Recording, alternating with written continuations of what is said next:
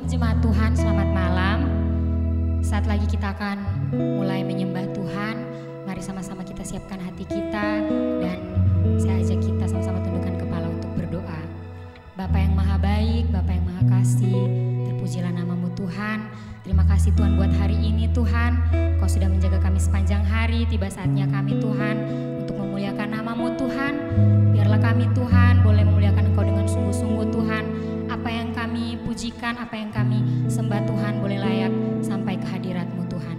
Terima kasih Yesus, terima kasih Tuhan. Kami hendak memulai Tuhan hanya di dalam nama Yesus Kristus. Haleluya, amin.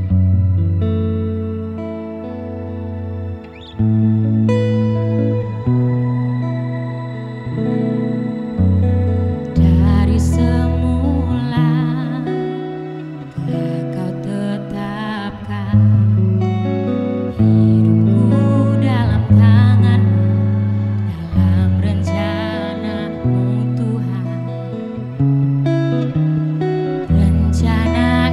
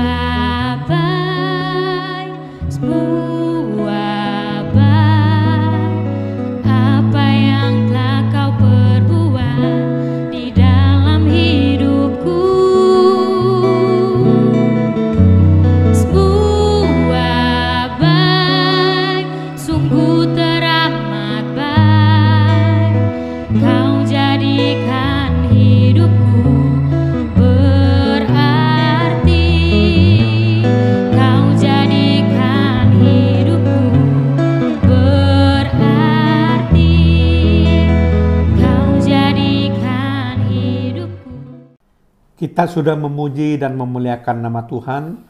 Saya percaya hati kita sudah seperti tanah yang gembur, yang siap untuk ditaburi benih firman Tuhan. Mari kita berdoa. Tuhan, terpujilah namamu. Kami percaya segala korban puji-pujian kami boleh Engkau terima sebagai persembahan yang harum di hadirat-Mu Tuhan. Kami sudah siap untuk menerima kebenaran firman-Mu, biar firman Allah yang kami terima boleh tumbuh dan berbuah lebat, menjadi pedoman penuntun dalam kehidupan kami. Di dalam nama Tuhan Yesus Kristus, kami balaskan doa kami dan mengucap syukur. Haleluya. Amin. Shalom Bapak Ibu Saudara sekalian. Judul kebenaran firman Tuhan yang akan saya bawakan adalah Hamba Tuhan Sejati. Sekali lagi, judul kebenaran firman Tuhan yang akan saya bawakan adalah Hamba Tuhan Sejati. Bacaan Alkitab diambil dari Lukas pasal yang ke-17 ayat 7 sampai 10. Sekali lagi, Lukas pasal yang ke-17 ayat 7 sampai 10. Kalau kita melihat judul perikop dari Lukas pasal 17 ayat 7 sampai 10 itu adalah Tuan dan hamba. Jadi perikop ini menggambarkan relasi antara Tuan dengan hamba. Kata Yunani yang dipakai sebagai hamba di sini adalah doulon, yang berasal dari kata dasar doulos, yang artinya adalah a slave atau seorang budak, bondman atau orang yang terikat, one who has no will of his own, orang yang tidak mempunyai keinginannya sendiri. Jadi itulah maksud dari kata doulos. Seorang budak, orang yang terikat, orang yang tidak mempunyai keinginannya sendiri. Bahkan kalau dikembangkan, arti seorang budak atau doulos ini adalah orang yang sama sekali tidak memiliki hak apapun.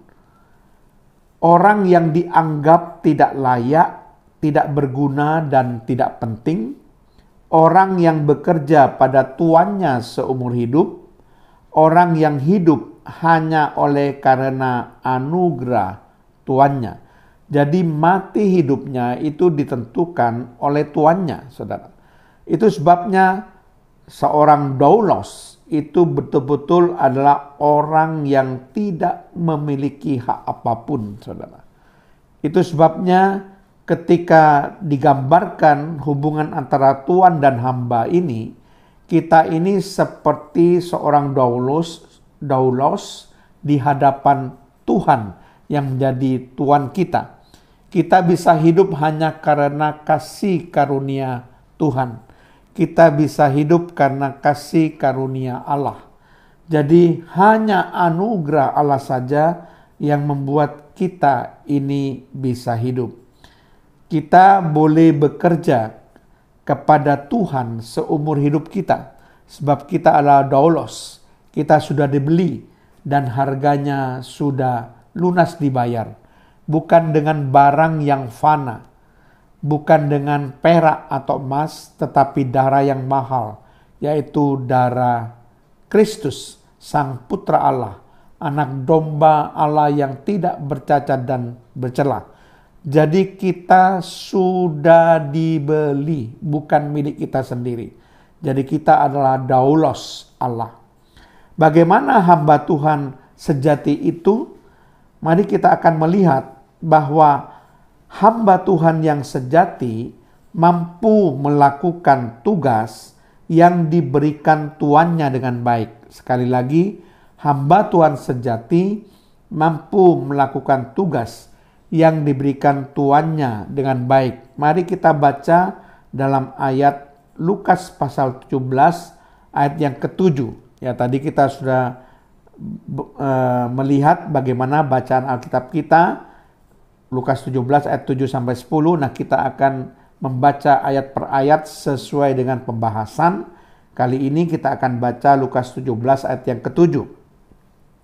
Siapa di antara kamu yang mempunyai seorang hamba yang membajak atau menggembalakan ternak baginya, akan berkata kepada hamba itu setelah ia pulang dari ladang, mari segera makan.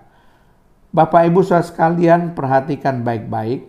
Ada 2 tugas yang diberikan tuannya untuk dilaksanakan kepada hambanya. Yaitu yang pertama adalah tugas membajak tanah. Yang kedua adalah tugas menggembalakan ternak. Kedua-duanya dilakukan dengan baik oleh hamba dari Tuhan itu.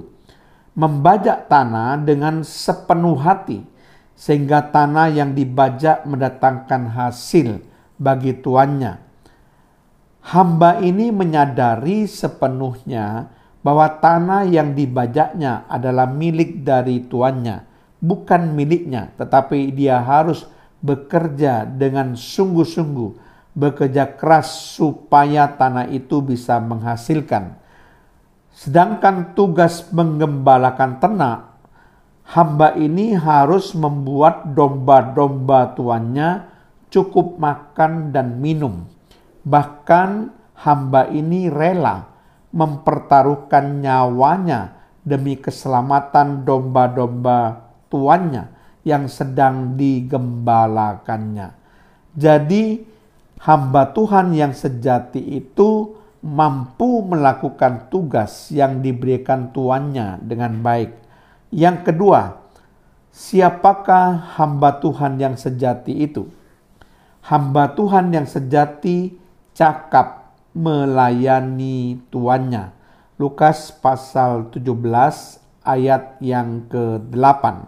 Mari kita baca Lukas pasal 17 ayat yang ke-8 ini. Bukankah sebaliknya, ia akan berkata kepada hamba itu, sediakanlah makananku, ikatlah pinggangmu, dan layanilah aku, sampai selesai aku makan dan minum, dan sesudah itu engkau boleh makan dan minum. Jadi hamba Tuhan yang sejati itu melayani tuannya lebih dahulu, baru melayani dirinya sendiri.